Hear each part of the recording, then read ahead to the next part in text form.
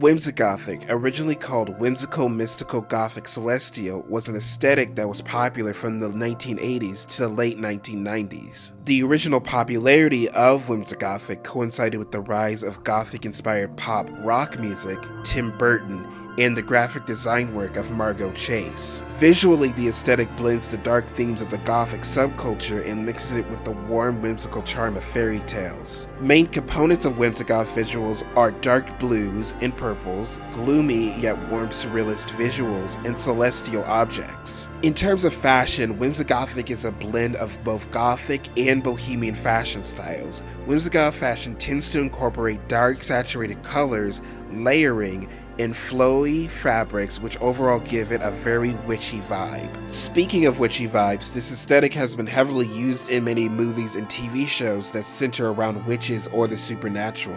Examples include Practical Magic, The Craft, Hocus Pocus, Sabrina the Teenage Witch, and Charmed. While the aesthetic would die down in the 2000s, it has since made a resurgence in popularity on social media sites like TikTok. Do you guys like the Whimsigoth aesthetic, or do you prefer a different aesthetic? Let me know in the comments.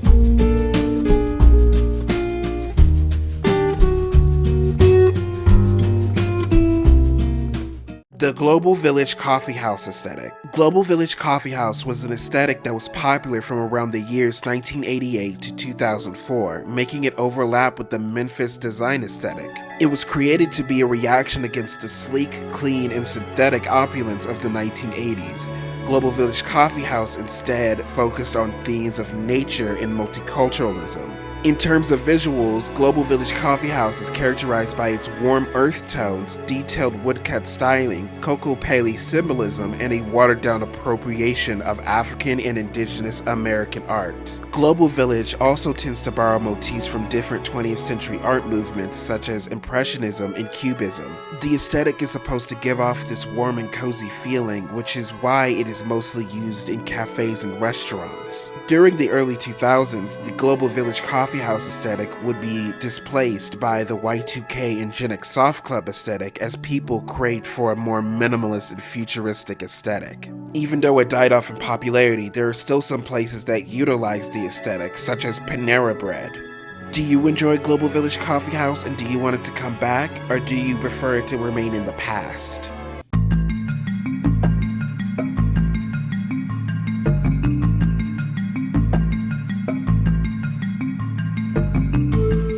The Utopian Scholastic aesthetic.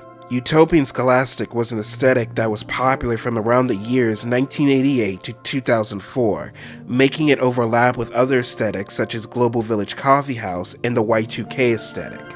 The aesthetic was primarily used for edutainment media, encyclopedias, documentaries, natural science museums, and science stores. And the aesthetic is commonly associated with the publications of Dorling Kindersley. The goal of Utopian Scholastic is to show an optimistic and visually appealing depiction of educational content for children. In terms of visuals, Utopian Scholastic is often compared to Fraser-Bane and is sometimes even called Kid Fraser-Bane, mainly due to their similar minimalistic styles. The common themes of Utopian Scholastic content was dinosaurs, wild animals, the solar system, the human body, and contemporary history. After 2004, Utopian Scholastic would drop in popularity and be replaced with the aesthetic of Frutiger Aero. However, some traces of the Utopian Scholastic aesthetic can still be found in places like natural history museums. Utopian Scholastic is probably one of my favorite aesthetics, but what do you guys think? Do you like Utopian Scholastic, and do you think it should come back?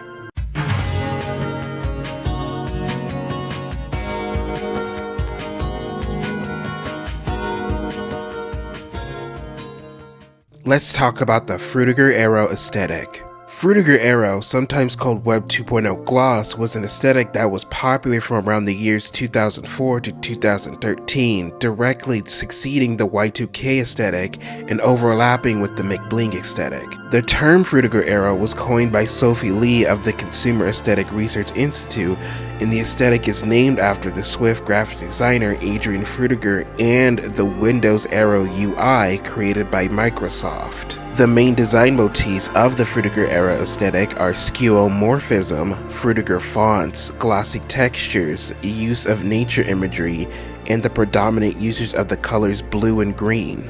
The aesthetic is supposed to display this optimistic vision of the world where technology lives in harmony with nature. The earliest appearance of the Frutiger Aero aesthetic was in 2001 with the release of Microsoft Windows XP and Apple Mac OS X. The iconic Bliss desktop background of XP and the skeuomorphic design of Mac OS X are noted as being early examples of Frutiger Aero. The aesthetic would begin to enter mainstream popularity in late 2004 with the release of Windows Media Player 10 and 7th gen video game consoles such as the Nintendo DS and the PlayStation Portable. With the release of the Windows Vista and the first iPhone in 2007, the Frutiger Aero aesthetic would fully become established in the mainstream. From 2013 onward, the Frutiger Aero aesthetic would see a decline in popularity and eventually be replaced by the flat design and corporate Memphis aesthetics. However, the aesthetic has been seeing a resurgence in popularity on social media sites such as TikTok. Would you like to see the Frutiger Aero aesthetic make a comeback, or would you like it to remain in the past?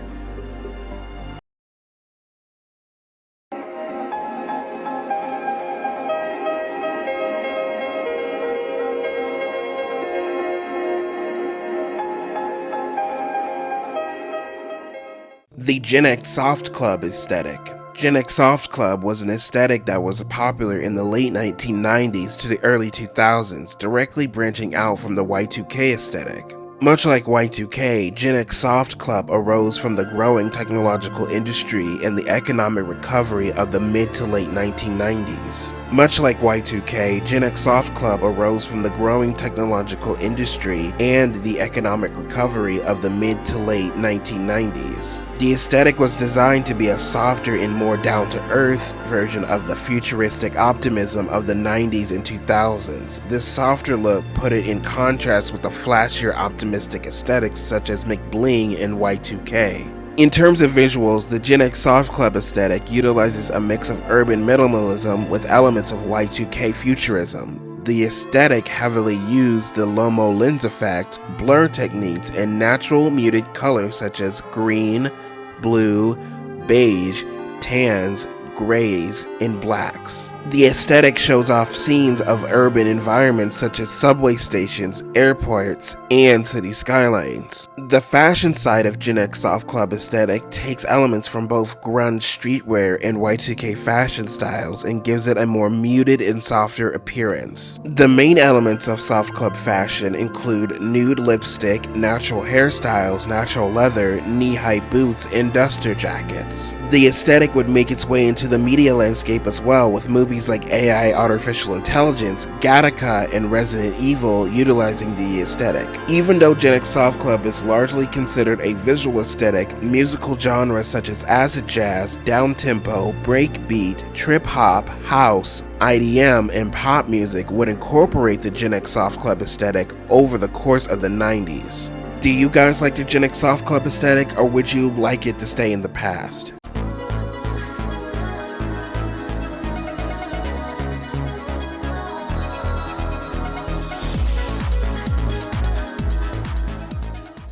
The Y2K aesthetic. Y2K was an aesthetic that was popular from around the years 1997 to 2004, directly succeeding the Memphis design in Memphis Light aesthetics. The aesthetic gets its name from the Y2K bug, which was a set of computer errors caused by the formatting of calendar data. Most programs represented the 4-digit years with only the final 2 digits, and this formatting represented a potential problem because the years 2000 and the years 1900 are both represented by 2 zeros. People were worried that this would make computers unable to distinguish dates correctly and potentially lead to major glitches and even bring down worldwide infrastructures. However, when the year 2000 actually rolled around, nothing ended up really happening.